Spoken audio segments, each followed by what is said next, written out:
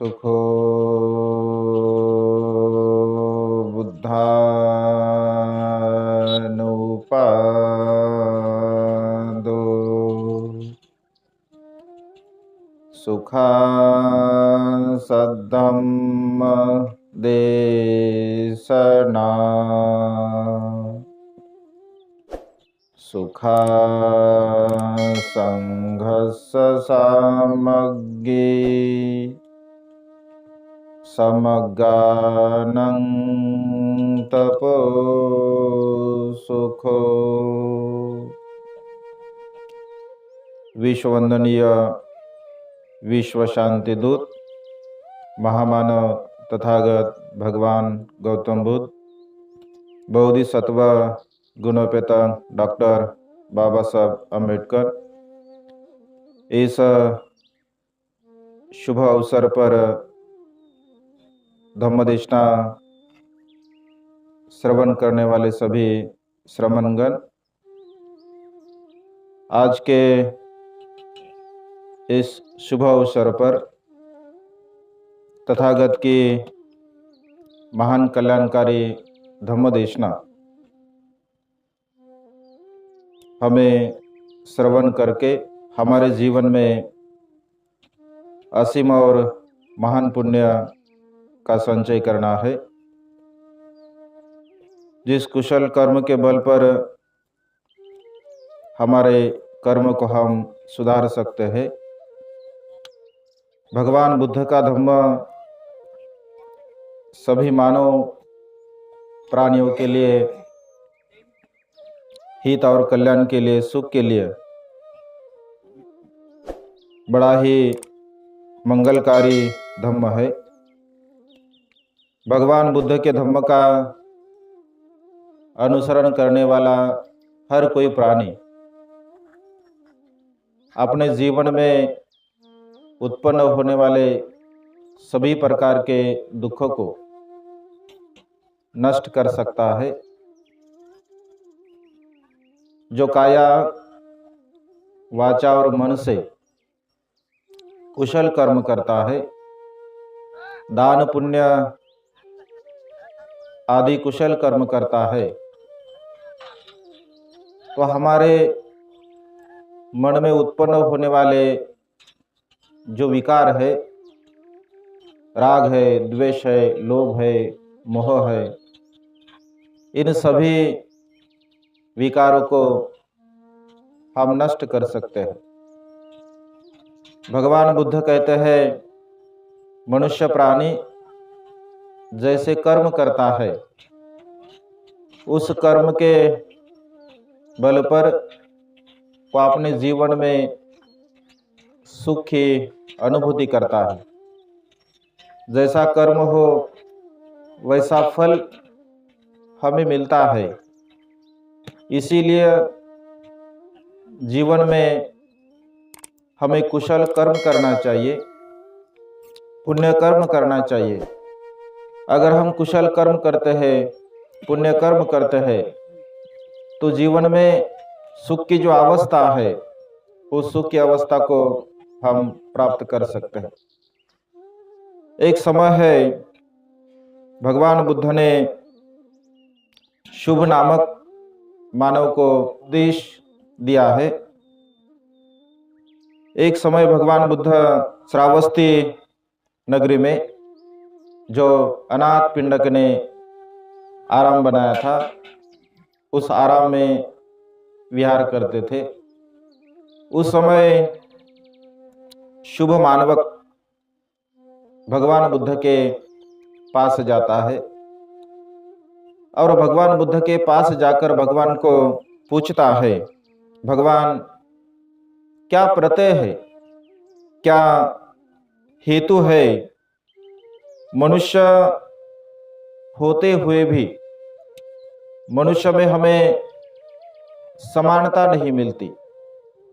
कोई कोई मनुष्य बड़ा ही श्रीमंत होता है, कोई कोई मनुष्य बड़ा ही अल्पधनी होता है, कोई कोई मनुष्य हीनता पूर्वक जीवन जीता है, कोई कोई मनुष्य उत्तम तरह से जीवन जीता है।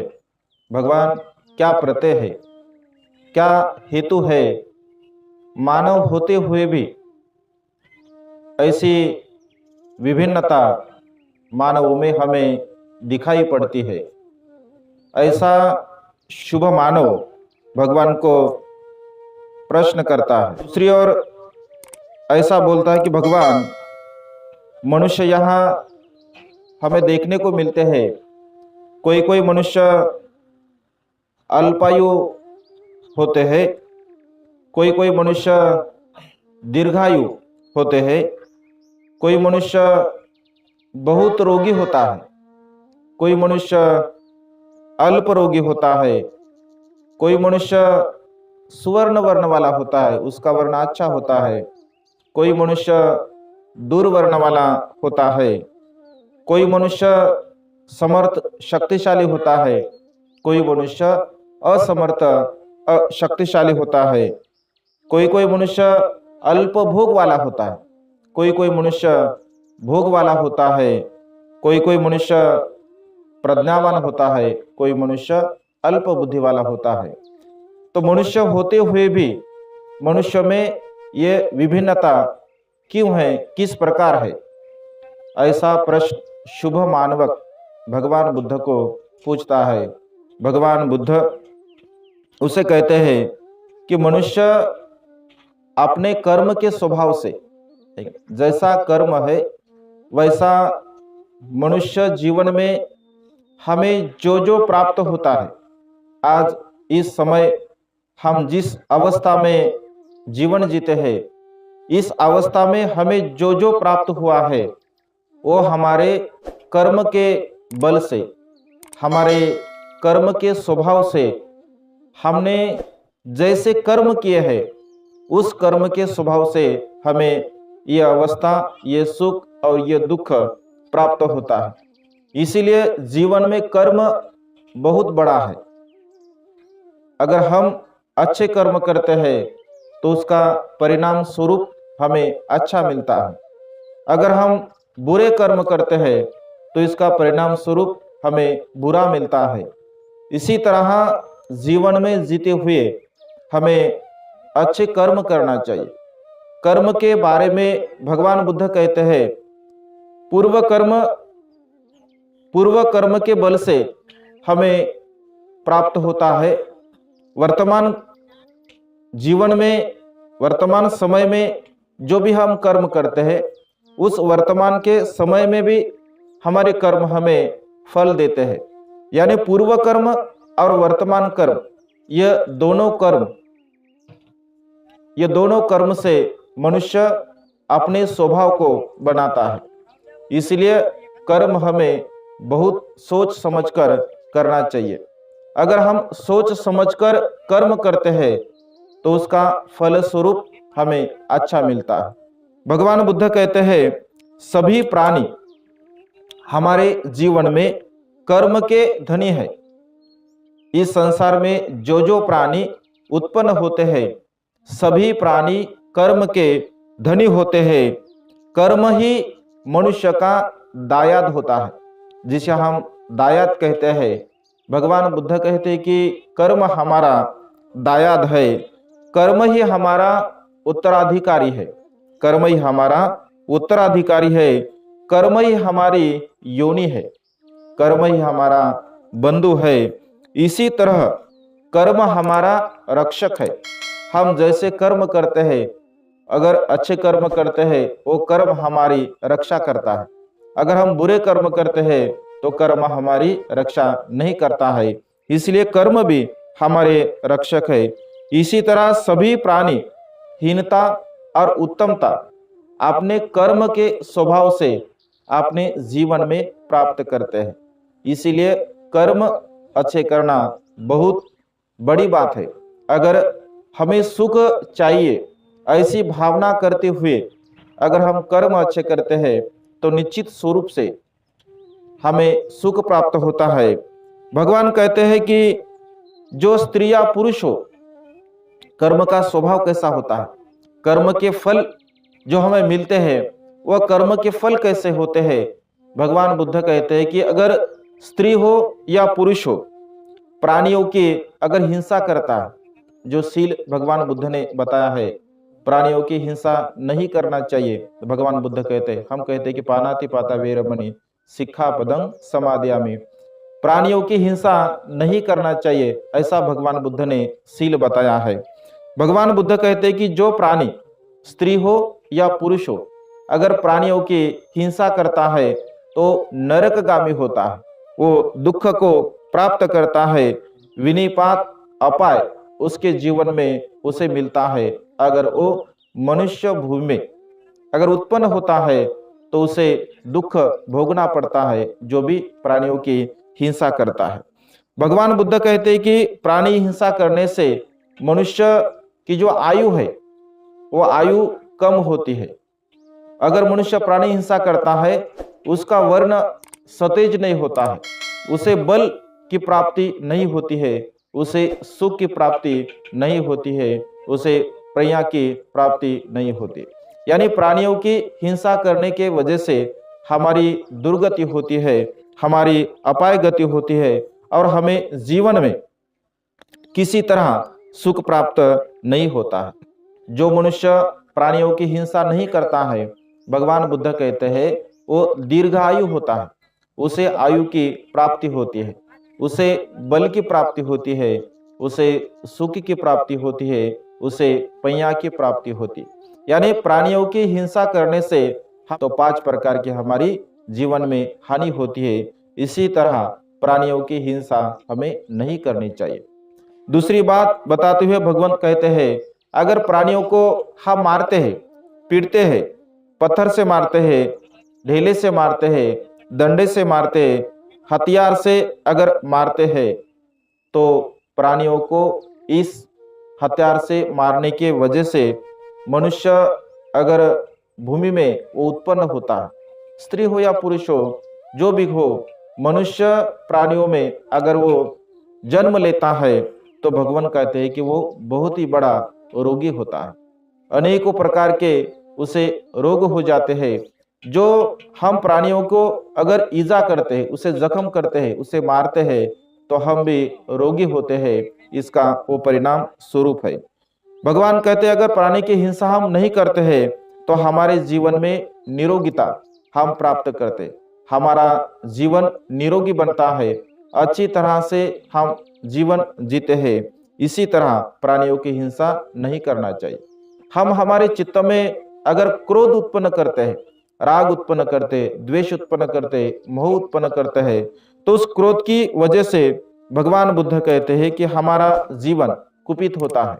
हमारे जीवन में हमें जो सौंदर्य जिसे कहते हैं, सुंदरता हम जिसे कहते हैं, वो सुंदरता हमारे जीवन में हमें प्राप्त नहीं होती है। तो कुरूपता यानी असुंदरता मनुष्य को प्राप्त होती है। अगर मनुष्य राग करता है, मनुष्य अगर द्वेष करता है, मनुष्य अगर मोह करता है, तो उनके जीवन में उसे सुंदरता कभी भी प्राप्त नहीं होती है। इसी तरह राग, द्वेष, लोभ और मोह हमारे जीवन में जब हम हमारे चित्त में उत्पन्न करते हैं, हमारे मन में उत्पन्न करते हैं, तो हम हमारे चित्त से हमारी हानि करते हैं। हमारे चित्त में जो उत्पन्न होने वाले विकार है, जैसे राग है, द्वेष है, लोभ है, मोह है, ऐसा विकार अगर हमारे चित्त में उत्पन्न होता है तो हमारी हानि होती है, ऐसा भगवंत कहते हैं। दूसरी बार भगवंत कहते हैं कि अगर हम लाभ सत्कार में अगर पढ़ते हैं, लाभ सत्कार हम नहीं करते, वंदना अगर हम नहीं करते, जो भी जिसे सम्मान देना चाहिए उसे हम सम्मान नहीं देते हैं, तो हमारे जीवन में भी हमें सम्मान की जो भावना है, वो सम्मान की भावना हमारे जीवन में हमें कभी प्राप्त नहीं होती है। यानी कर्म अत्यंत महत्वपूर्ण है। भगवान कहते हैं कि जैसे कर्म हो वैसा फल हमें मिलता है। अगर हम अच्छे कर्म करते हैं तो अच्छा फल हमें मिलता है। 4 कर्म के बारे में आपने सुना है। भगवान बुद्ध कहते हैं कि दिट्ठ धम्म वेदनीय कर्म है, जो कि हमारे जीवन में जो भी कर्म हम करते हैं वो हमें तात्काल फल देता है। कर्म अगर किया हमने तो सहज स्वरूप भाव से हमें उसका फल मिलता है, जिसे दिट्ठ धम्म वेदनीय कर्म कहते हैं। यानी दिट्ठ धम्म वेदनीय कर्म के बारे में भगवान बुद्ध कहते हैं, अगर उपासक उपासिकाएं भिक्षुओं को भोजन दान देती है, वो दिट्ठ धम्म वेदनीय कर्म में आता है। और जो औषधियां दान होती है, वो भी दिट्ठ धम्म वेदनीय कर्म में आता है। वस्त्र दान होता है, चीवर दान होता है, वो भी दिट्ठ धम्म वेदनीय कर्म में आता है। क्योंकि कर्म करने के बाद अगर भोजन दान उपासक भिक्षुओं को देते हैं, तो स्वभावतः उन्हें भोजन करने के समय से भोजन के उपरांत उन्हें 4 जो लाभ है भगवान बुद्ध ने बताए, आयुष्य, वर्ण, सुख, बल और पैया, ये 5 लाभ उन्हें भोजन करने के बाद प्राप्त होती है। इसी तरह हम भिक्षुओं को जब भी श्रद्धा पूर्वक, श्रद्धा भाव से भोजन देते हैं, तो हमारे जीवन में महान और असीम पुण्य प्राप्त करने की, भोजन के द्वारा हम हमारे जीवन में महान पुण्य प्राप्त कर सकते हैं। दूसरा कर्म बताते हुए भगवंत कहते हैं, अपरिहार्य वेदनीय कर्म है, जो कि कुछ समय के बाद उसका फल हमें मिलता है। जो कर्म हम करते हैं, उस कर्म का फल हमें कुछ समय के बाद मिलता है, उसे अपरिहार्य वेदनीय कर्म कहते हैं। तीसरा प्रकार का कर्म बताते हुए भगवंत कहते हैं, अपरिहार्य वेदनीय कर्म है, जो कि कुछ समय के बाद, 1 साल बाद, 2 साल बाद, 3 साल बाद, 4 साल बाद ऐसा कर्म का फल हमें मिलता है। और चौथा कर्म है अहोसी कर्म। इसका ज्यादातर कोई फल नहीं होता है, इसे अहोसी कर्म कहते हैं। जैसे उदाहरण माने तो, अगर अपनी जो माता है, वो माता अगर हमारे बच्चों को डांटती है, राग से बोलती है, द्वेष से बोलती है, तो उसमें कोई द्वेषमूलक भाव नहीं रहता है। माता अगर अपने बच्चे को डांटती है, तो उसमें द्वेषमूलक भाव नहीं रहता है, उसे प्रेम मूलक भाव रहता है। इसी तरह जो अहोसी कर्म है, तो अहोसी कर्म इसी तरह कोई फल उनका अच्छा या बुरा नहीं होता है। लेकिन भगवान बुद्ध कहते हैं, अगर हम कर्म अच्छी तरह से करते हैं, तो हमारे जीवन में हमें सुख प्राप्त होता है, हमारे जीवन में हम सुख की प्राप्ति कर सकते हैं। क्योंकि मनुष्य प्राणी अपने जीवन में कर्म के स्वभाव से बनता है। आज जो जो सुख हम हमारे जीवन में प्राप्त करते हैं, उन सभी सुखों का दायाद हमारा कर्म है।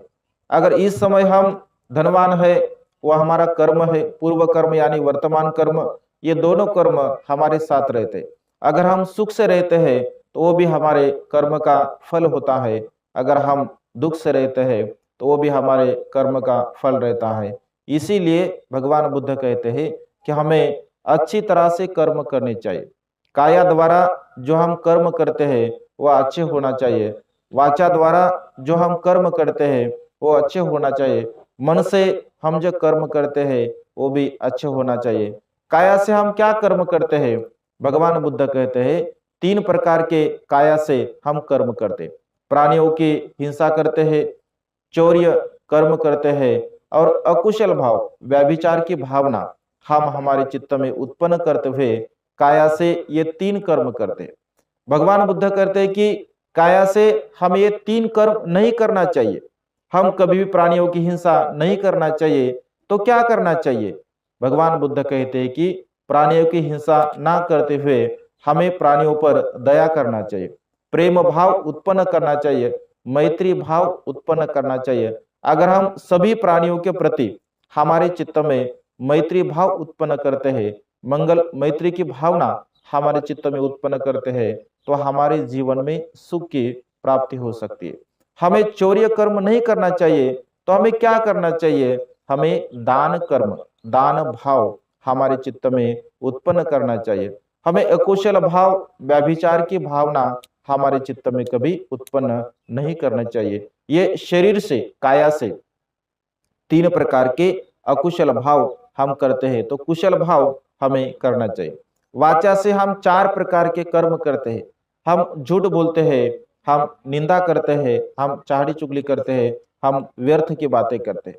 भगवान बुद्ध कहते हैं, हमारी जो वाणी है, वाणी के फल स्वरूप हमें दुख प्राप्त होता है।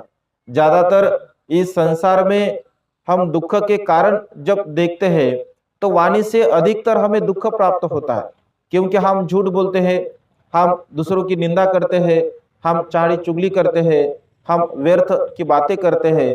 व्यर्थ की बातें करने से, दूसरों की निंदा करने से, झूठ बोलने से हमारे जीवन में हमें दुख की प्राप्ति होती है।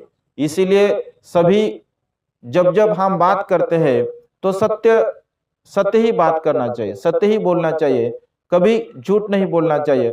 मैत्रीपूर्ण हमारा व्यवहार होना चाहिए, हमारी भाषा मृदु होनी चाहिए, कोमल होनी चाहिए। अगर हम सही तरह से हमारी वाणी से अच्छे कर्म करते हैं तो हमारे जीवन में वाणी के द्वारा उत्पन्न होने वाले जो भी दुख है उस दुख को पूरी तरह से हम नष्ट कर सकते हैं। इसीलिए वाचा से हमें कुशल कर्म करना चाहिए, मन से हमें कुशल कर्म करना चाहिए। मन से क्या हम अकुशल कर्म करते हैं, हम राग करते हैं, द्वेष करते हैं, लोभ करते हैं, मोह करते हैं। इन सभी कर्म को हमें नष्ट करना चाहिए। राग को हमें नष्ट करना चाहिए, द्वेष को हमें नष्ट करना चाहिए, मोह को हमें नष्ट करना चाहिए। अगर राग द्वेष लोभ मोह यो मानसिक स्तर पर जो भी हमारे विकार है, क्योंकि मन मुख्य है।